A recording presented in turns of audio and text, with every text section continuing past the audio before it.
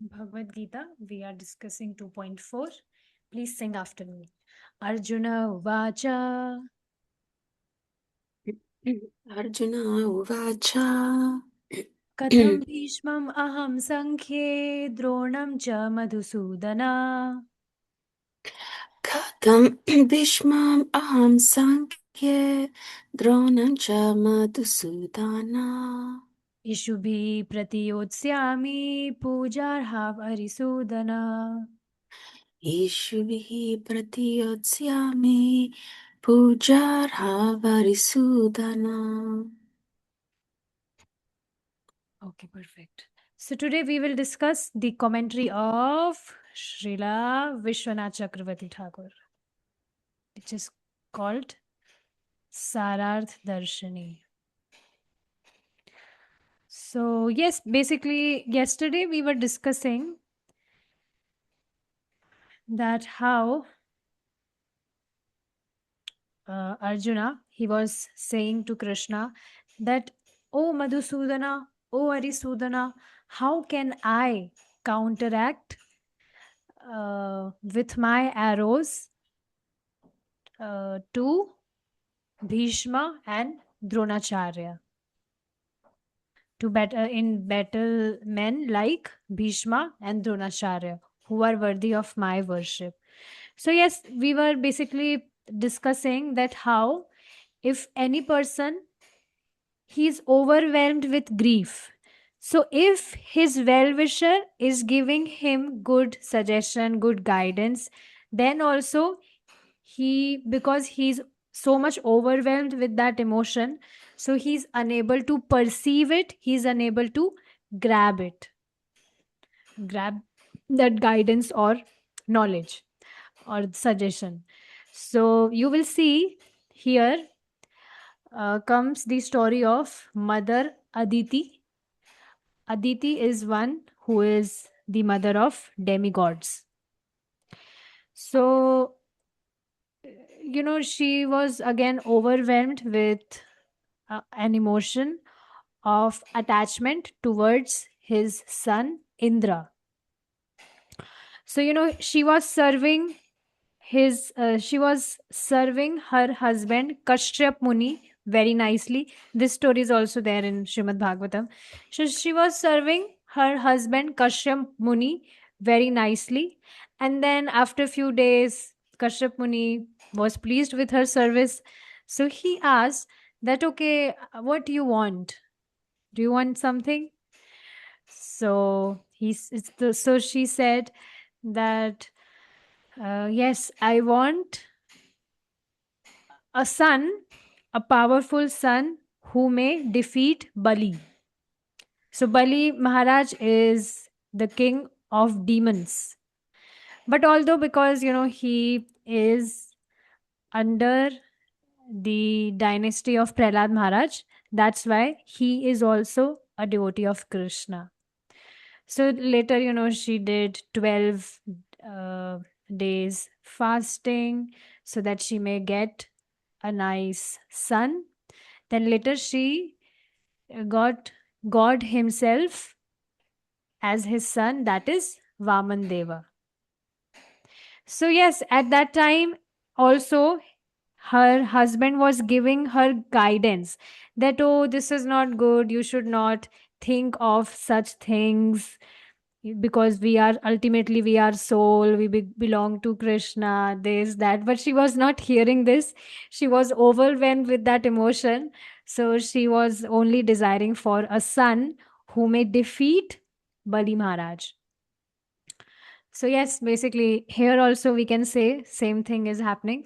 Krishna is trying to give him guidance to Arjuna, but Arjuna is not hearing to Krishna. Okay, now let's see the commentary. According to the injunctions of scriptures on dharma, it is considered inauspicious to transgress the proper honor and worship due to a vulnerable person. Now, this is very important. Worshipping is one thing, but if an honorable person, if we didn't give respect to an honorable person, then that is also inauspicious. See, it is considered inauspicious to transgress the proper honor and worship due to a vulnerable person. So if any person is so honorable, he's so respectful, and worship is one thing, but if a person is not even giving a respect to that respectful person, then that is also considered as an auspiciousness. Just like, if we, in this verse, we have so many stories. So you will see Indradev, his spiritual master was, once his spiritual master came to the kingdom of Indradeva. And Indradeva thought that, oh, this spiritual master comes often, so it's okay. I will, I will stay like this. Means he didn't rest. He didn't pay obeisances to his spiritual master, or he didn't greet his spiritual master. He didn't show any respect to his spiritual master. So now, because of this reason, Brahaspati, the spiritual master of Indradev, he became offended, and because of this reason, all the prosperity of Indradeva destroyed, because he offended his spiritual master. He didn't abuse his spiritual master, but only, at that time when his spiritual master came to his kingdom, he didn't show any respect to him. So because of that reason, Brahaspati got offended, and all the prosperity of Indradeva was destroyed. And yes, because of this reason, later demons, they came uh, to the kingdom of Indra, and they were easily able to defeat Indra. And because of this reason, Aditi, Mother Aditi, she wanted a son. So yeah, basically this story shows that if we do not respect an honorable person, then it is inauspicious. On the other side, you will see Bali Maharaj, because he was showing so much respect to his spiritual master, Shukracharya. Shukracharya is the spiritual master of demons, or Bali Maharaj. So Bali Maharaj was, serving his spiritual master so nicely. And because his spiritual master was pleased, so, he blessed him with so much prosperity. And later, he was also worshipping Lord Vishnu, because we see that even if any mm, something is performing some sacrifices so that he may get some material opulence, but in that also he need to worship Lord Vishnu. Only then he will get the fruits of his austerity. So here, Bali Maharaj, because he was worshipping Lord Vishnu, and he got blessings of his spiritual master. So because of that reason, he was able to attain planet heaven. So thus, I hope you're understanding that any person, if he's respectful, if he's honorable, so we should give him respect. That person should be respected. So, Maharaj was telling that if we give respect to a person who is not even respectful, so there is no loss. But in case somehow we, we somehow didn't give respect to a respectful person, then that would be a big loss. So hence, therefore, we should give respect to everyone. whether he is respectable or not, because we don't know who is respectable, who is not. So to keep ourselves on safer side, we should respect everyone. So like that. So yes, so Arjuna is saying like this only, therefore I am not fighting. So yes, with the words beginning with katham, Arjuna is saying, Katham means how can I, how can I counteract arrows in battlemen like Bhishma and Drona. So Arjuna is saying, if you say Bhishma, Drona, and the others are themselves fighting against you, why then can you not fight against them? So suppose, now this is very important point. Please understand. Bhishma, Drona, and others are themselves fighting against you. Why then can not you? Why can you not fight against them? So you can see here,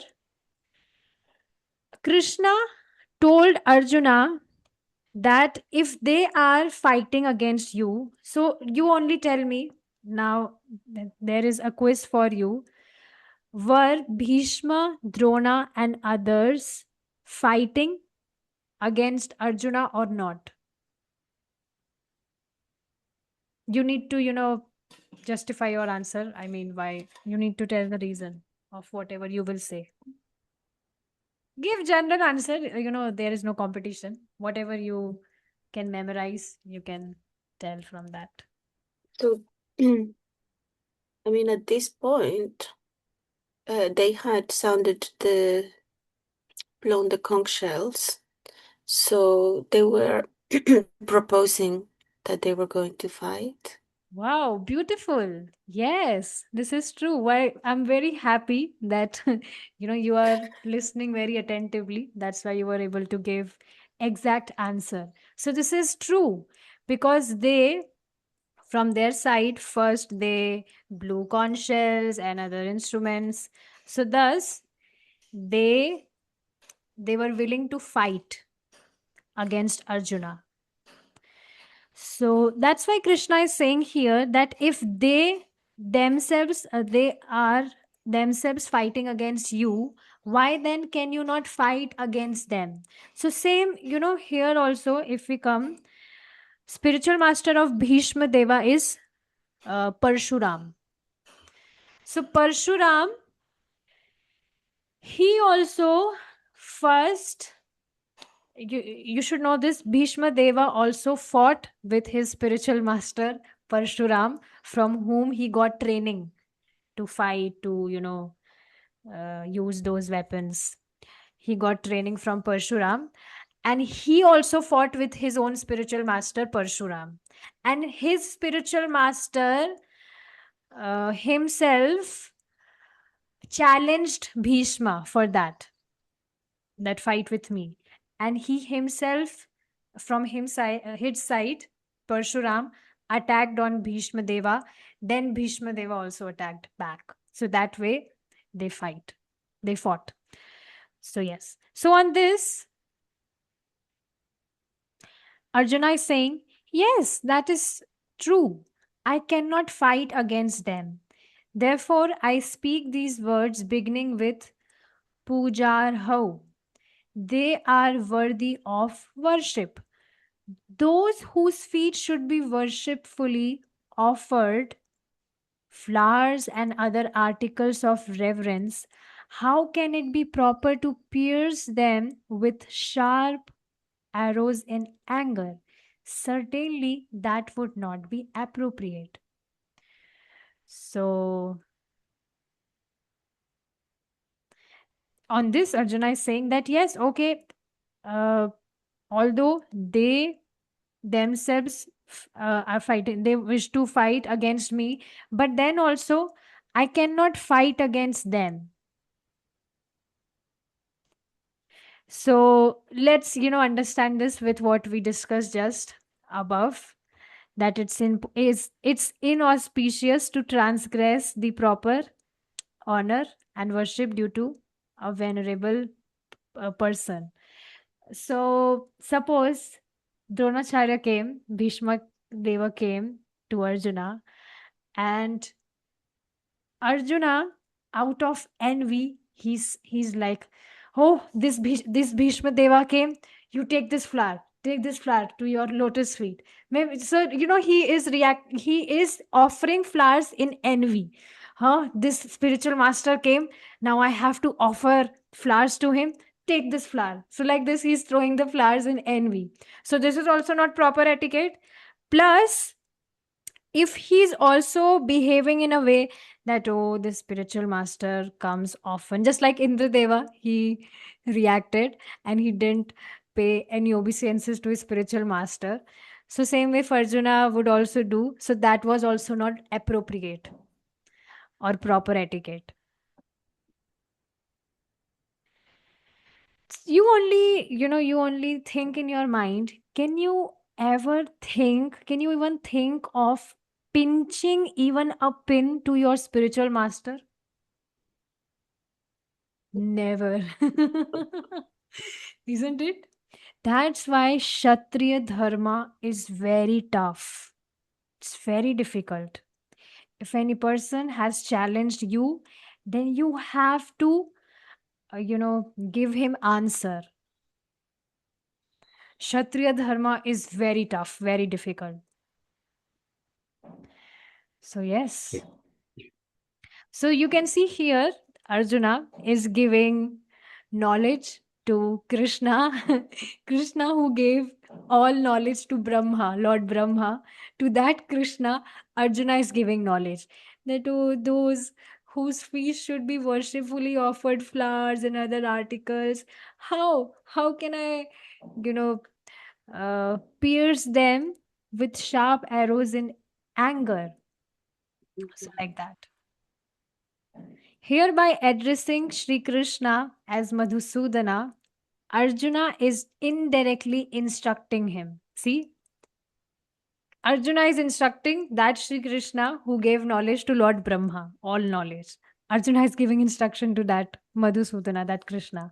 Oh friend, you too have slain enemies in battle, but you never killed your own guru, Sandipani Muni, or nor your relatives or members of the Yadu dynasty. If you say that the Madhus are themselves Yadus, and therefore you are called Madhava, then how have you become Madhusudana, the slayer of Madhu? So, for this reason, I have also addressed you as Arisudana. Let's understand this, what Arjuna is saying. If you say that the Madhus are themselves Yadus, it's not like that. Madhu means the demon Madhu. He is not Madhus are not Yadus. This one should understand. Madhu means demon, and Madhus means uh, you know the relatives or family members of Madhu. So they are not Yadus. Yadu is basically the dynasty of Krishna, Yadukul, which we say Yadukula. So yes. So if you say like this, that Madhus are themselves Yadus and therefore you are called Madhava, then how have you become Madhusudana? Because we have heard this, you have never killed any Brahmana or Guru or any of your relatives. So that's why, for this reason, basically to, specify that why I have addressed you as Madhusudana, I have also addressed you Arisudana, destroyer of enemies. Do you get this? So, yes, Krishna's name Madhusudana is as the slayer of Madhu, the demon. So the first one, where it says, if you say that the Madhus are themselves Yadus. So the first one you said is not related to demon. Please understand again. See, this is Arjuna is saying this. So, suppose Arjuna is saying this to Krishna that, oh Krishna, I have addressed you with the name Madhusudana. But on this, if you say that Madhus are themselves Yadus, and therefore you are called Madhava, then how have you become Madhusudana, the slayer of Madhu? So, means when I am addressing you as Madhusudana, I didn't mean that Madhusudana means Madhus who are Yadus. Yadukulas means Madhus are those uh, entities who belong to your dynasty. I didn't mean this. Uh, So, for specifying why I am addressing you with the name Madhusudana, I have also addressed you with the name Arisudana. Arisudana means destroyer of enemies, and Madhusudana also means that you have destroyed your enemy Madhu. mhm. So he's implying that he doesn't mean to offend him when he calls him Madhusudana. He's not trying to suggest anything offensive. So that's why then he's also saying Arisudana. Hmm. So when he is addressing Krishna with the name Madhusudan, so it means Madhusudan and not anything else. Madhusudan means the killer of Madhu, demon Madhu. So this is what I mean and not anything else. And that's why to specify this, I've also addressed you Arisudana, destroyer of enemies. In other words, I am referring to the demon named Madhu, who was your enemy and whom you killed. That is what I mean. Clear? Mhm. Are you sure? So let's read it again. It's reason I also address your the words and referring to the name of it. Yes, yes. So Madhu is only the demon. There's no other um, meaning for the same word. It doesn't have another, Yes, like we were here. saying. Yes, Mhm. here. Here, when Arjuna is saying Madhusudana to Krishna, then it means demon Madhu only and nothing else. Okay.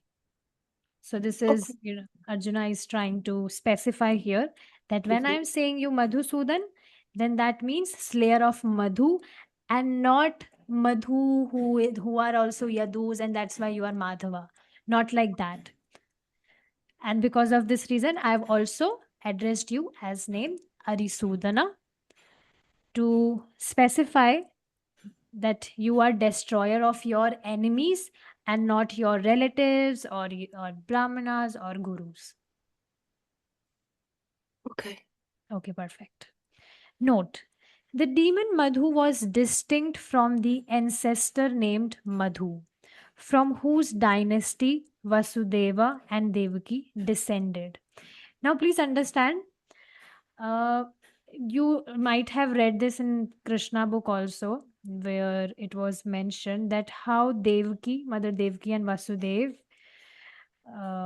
got Krishna as their child because in their previous life they performed lots of austerities for thousands of years. So they came from Madhu. Their ancestor was Madhu. His name was also Madhu. But here, uh, demon Madhu is distinct from the ancestor named Madhu. So Acharya has also given this note to, so there might be no any confusion. I hope you are not confused. Oh, I see. So the ancestor was also called Madhu, but Here, that Madhu is different. That is Madhu, demon Madhu. I see. Okay. Hmm.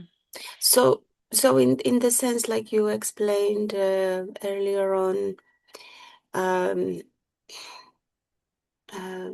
Aditi was attached to a son, and she had um, King Bali. Bali was um, he had somehow association with demon, even though he had Prahlad Maharaj um, No, actually, association. you should understand Prahlad Maharaj is also a son of a demon. Yeah, yeah. So it's dynasty of demons, but then also Prahlad Maharaj is also devoted to Krishna. And Mm. same way, Bali Maharaj is grandson of Prahlad Maharaj. That's why he is also devotee. He also has some, you know, genetics, we say, of Prahlad Maharaj. So yes, he is also Krishna devotee, like that. Sorry, so when Aditi uh, was said to be attached to her son, this was someone in particular because she did have many sons. Indradev. So when she had the boon because of her um um Charity and fasting that did she did. yeah, yeah, that penance and what is it called, the austerity.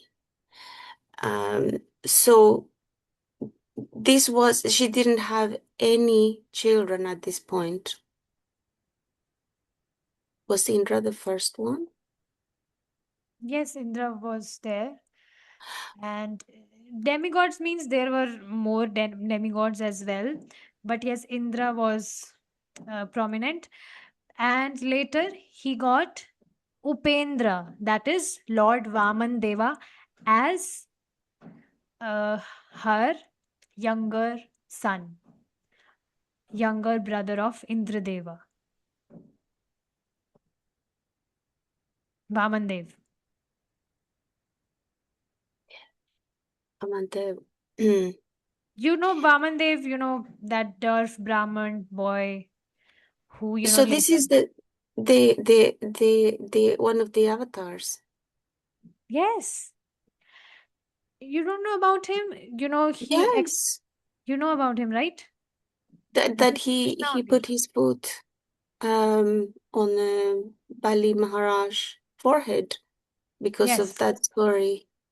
So yes, so he's coming from the descendants of Aditi. yes, Ah, okay. Yes, because I still I'm trying to understand how the demigods were created.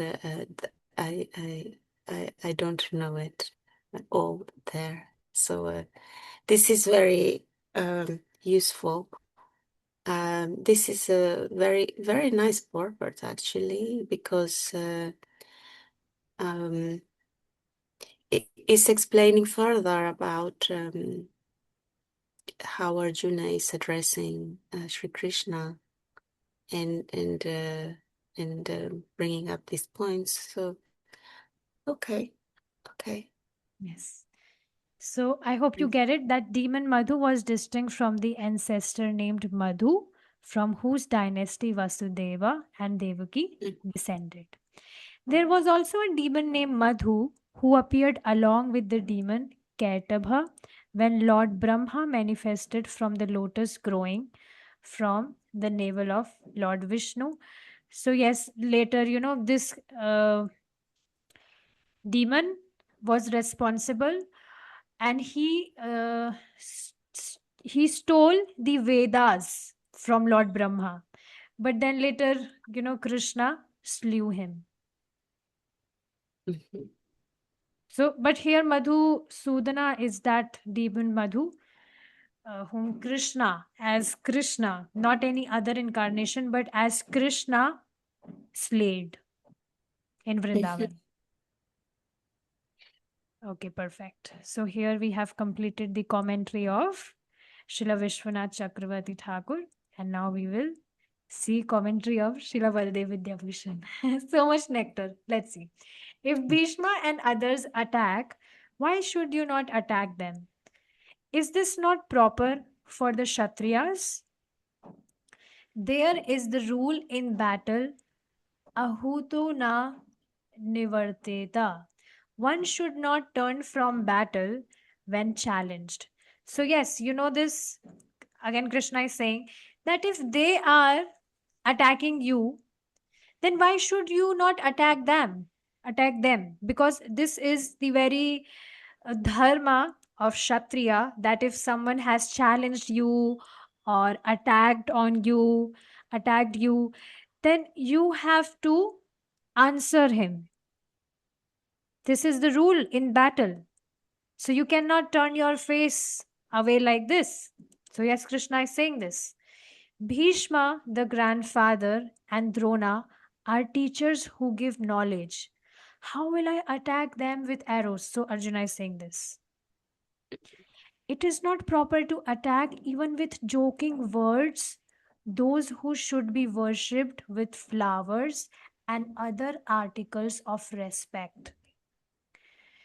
So, before going ahead, okay, yes. So, here you will see Arjuna is saying that I I don't want to engage even in a mock fighting, not with joking words also. I don't want to engage in mock fighting or, attack with joking words to them.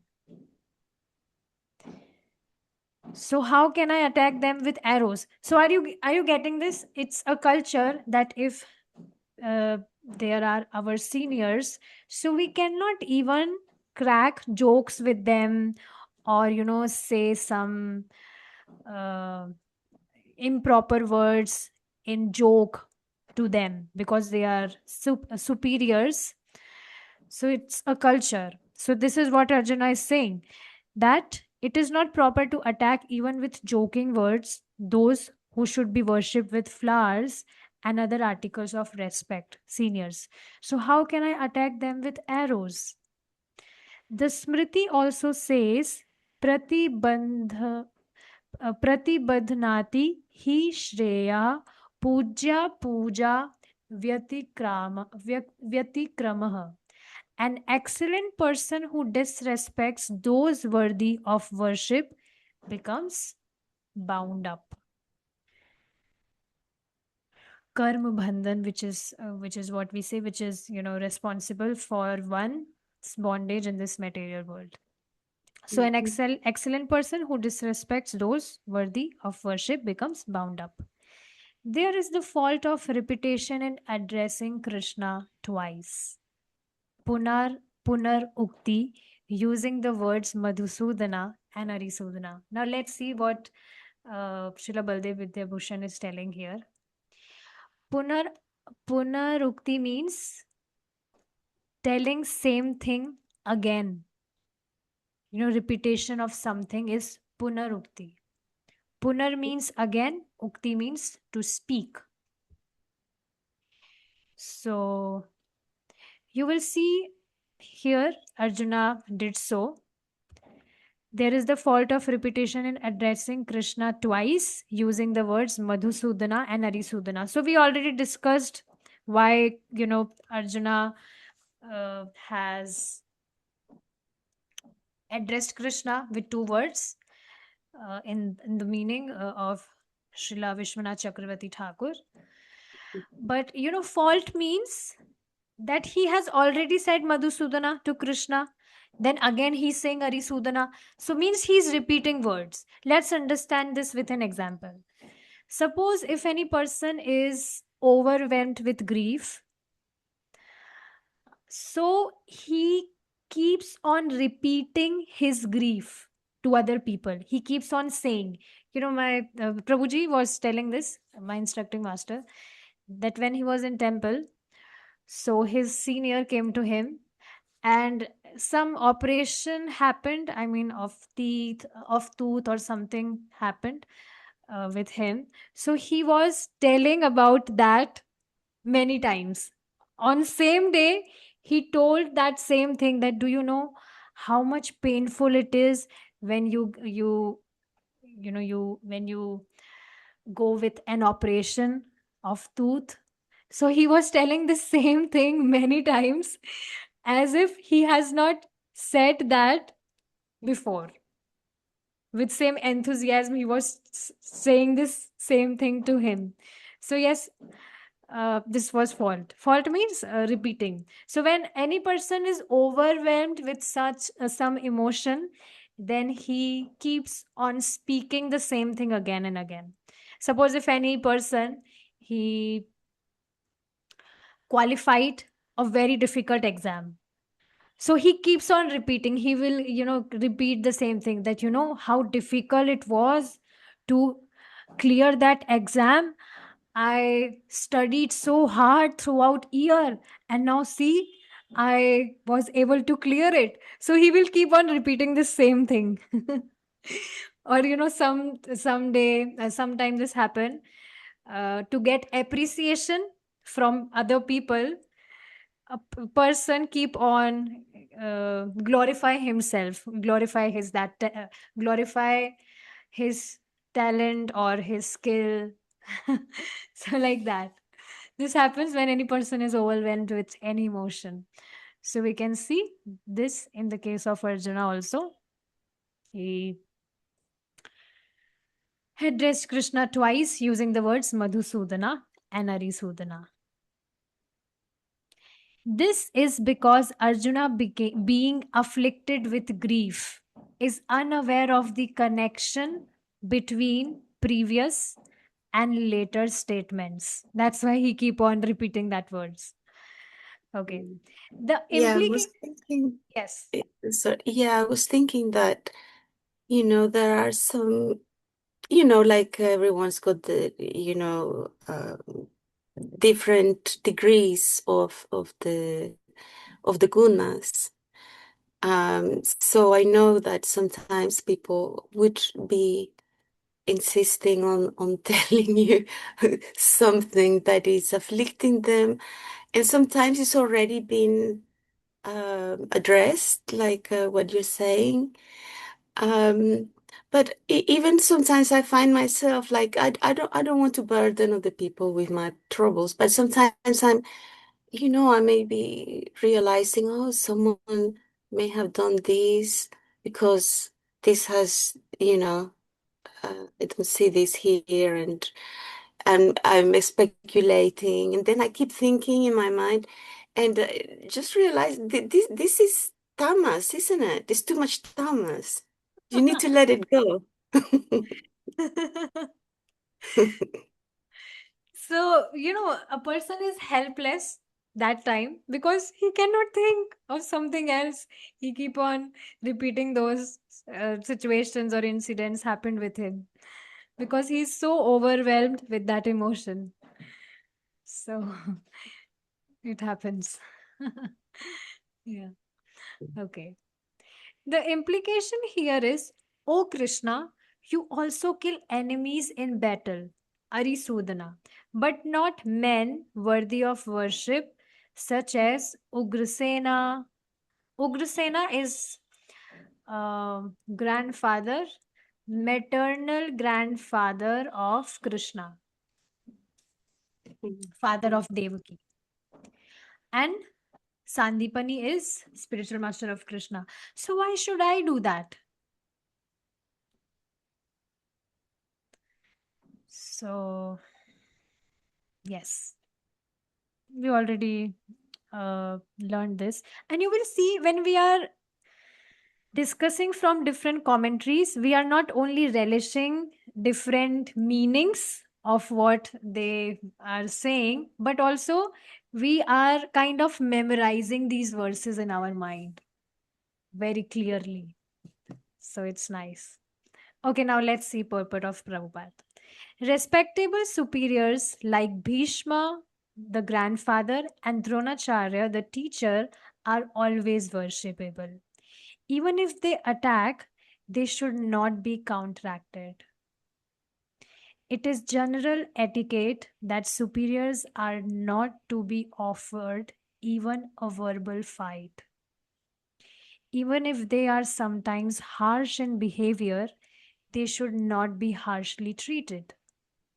So, yes, Krishna is also giving this lesson in Bhagavatam that even a Brahmana or any uh, exalted person, even if he is angry sometimes and out of his anger, even if he says some harsh words, then also we should simply smile and move on, and we should not, you know, counteract. Now, this is where counter attack. Now, of course, this is very difficult, but this is something which is an etiquette. And Prabhupada is also saying this because he's somewhere expecting from us that we follow this. Mm. So, yes. Then, how is it possible for Arjuna to counter attack them? Would Krishna ever attack his own grandfather, Ugrasena, or his teacher, Sandipani Muni? These were some of the arguments offered by Arjuna to Krishna. Now, see, Prabhupada has mentioned here arguments offered by Arjuna to Krishna. Now, arguments, we do any arguments with anyone when we think that we have same intelligence as that person, isn't it? Only then we do any argument with any person when we think that we are more intelligent than that person. So here, when Arjuna is, you know, arguing with Krishna, so right now he has a bhav of friendship with Krishna. Right now also he's seeing Krishna as his friend and not as his master yet. So you will see sometimes we take counseling or any guidance even from our friends. And it helps also many times when we are asking for some guidance from our friends. It helps many times. But at that time, we are also conscious that we also have discriminative power or we also have intelligence to what to do. Isn't it? Yeah. So, yes. So, Arjuna was thinking so much about whatever is happening here because he knew about dharma, what dharma is. And any person, dharma means moral. So, any person, he will be in moral dilemma only when he knows dharma. Just like you can see in case of Duryodhana, he was not so much anxious about fight because he was not thinking about dharma, that what is dharma, what should be done, what should not be done. He was not at all thinking about this. But because Arjuna, he knew what is dharma, that's why he was thinking about what to do and what to not. So, any person who will be in moral dilemma, that person would only be that person who knows what dharma is. In fact, you won't believe Duryodhana, he used to say that I know what is dharma, but I cannot follow dharma because I have no interest in following dharma. And I know what is adharma, but I cannot quit following adharma because this is something which interests me so much. So you can see he was so much inclined towards dharma, adharma. That's why it was no dilemma for him. But because Arjuna, he knew about dharma, that's why he was thinking so much. So okay, with this we have completed our this verse. And now, if you want to add on something, please go ahead. Um, yeah, thanks, Matsuji. I really appreciate all this being explained. Um, yeah, it's nice that Aditi came up because I had forgotten about having heard her name a long time ago, and I don't think um, I I knew that she was the mother of all demigods, so she's very important, um, in that sense. Of course, um, relatively speaking. Um, but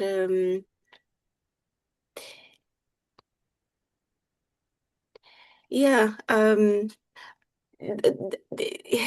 Vedic wisdom and the scriptures, it is so precise, and everything is there. Like there is so much detail, and like Krishna is said to have an entourage, so like there is all these personalities. So it is something um to really want to understand, and to keep reading. It's not something that you read one book and then you can forget about it. It's your life, really. It's your life. So yeah, just feeling gratitude for this. So thank you. Yes. And these things are coming to us because somewhere I don't know if I should use this word, we deserve it. Deserve means Krishna wants us to know this. That's why we are discussing this in so much detail. So it's really a blessing. So, Mhm. yes. Yeah. Yes. Yeah, thank you so much for your time and your association. Yeah, really appreciate. Okay, so with this, let's stop here. Srimad Bhagavad Gita ki jai. Jai, Srila Prabhupada ki Jai, jai. Oh, yes. All glories to all the acharyas. Jai. Jai, Okay, Hare Krishna. Hare Krishna. Thank